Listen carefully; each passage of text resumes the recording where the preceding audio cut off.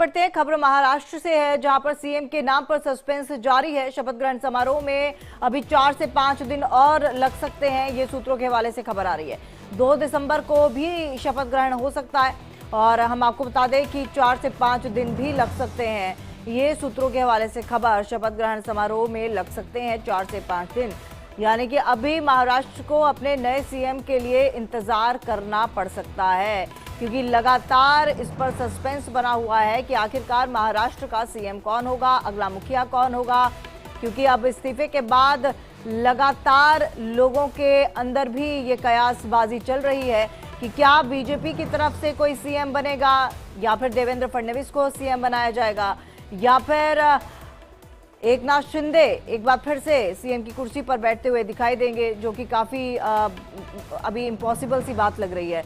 और हम आपको बता दें कि और ज़्यादातर यही अभी सामने आ रहा है कि कोई नया चेहरा हो सकता है जो सीएम पद को संभालेगा, क्योंकि अभी फिलहाल जो बीजेपी की स्ट्रैटेजी चल रही है उसके मद्देनज़र नए चेहरे को इंट्रोड्यूस किया जा सकता है सीएम पद के लिए।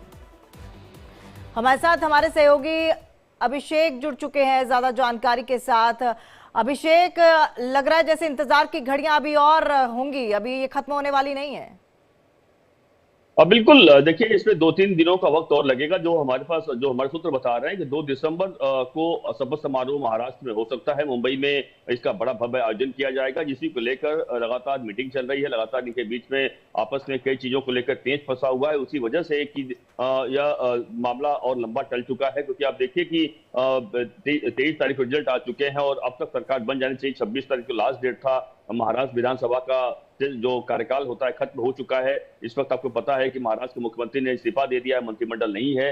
तो कहीं कहीं जनादेश महाराष्ट्र की जनता ने बीजेपी को और महायुति को दिया है, और यही कारण है कि हर कोई अब इस बात पर लेकर विरोधी पार्टी की तरफ से भी लगातार पूछा जा रहा है कि आखिरकार क्यों देरी हो रहा है। लेकिन यह बात तो रही विरोधी पार्टियों को, लेकिन सच्चाई बताऊं कि सीएम के फेस को लेकर लगातार बीजेपी के बीच में कहीं बातचीत चल रही है। बीजेपी और साथ ही साथ अजीत पवार और एकनाथ शिंदे की जो 2 पार्टियां हैं उनके बीच में लगातार बातचीत चल रही है कि सीएम लगातार बीजेपी इस बात पर अड़ी हुई है कि बीजेपी का ही सीएम हम बनाएंगे, और उसको लेकर एकनाथ शिंदे के नाराज दिखाई पड़ रहे हैं। लगातार एकनाथ शिंदे मानने को तैयार नहीं है। वह कई सारी उनके सामने बातें रखी गई हैं, लेकिन वो कोई भी शर्तें मानने को तैयार नहीं हो रहे हैं। वो कह रहे हैं कि नहीं, हमको सीएम बनाया जाए, कि हमारे फेस पर चुनाव लड़ा गया है और हमने अच्छा काम किया है। तो कहीं कहीं अब बीजेपी के लिए एकनाथ शिंदे एक आगे आने वाले समय में, हालांकि अभी कहना जल्दबाजी होगी, लेकिन आने वाले समय में हो सकता है कि बीजेपी के लिए एक बड़ी मुसीबत बन सकते हैं। और बीजेपी एक दूसरा रास्ता भी अपना रही है कि आखिरकार क्या करना है, किस प्लान करना है।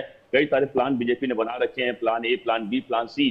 तो अगर कोई फार्मूला सही नहीं बैठा तो उस हिसाब से प्लान पर बीजेपी जाएगी। और लेकिन ये बात तो तय है कि महाराष्ट्र में बीजेपी का सीएम बनेगा।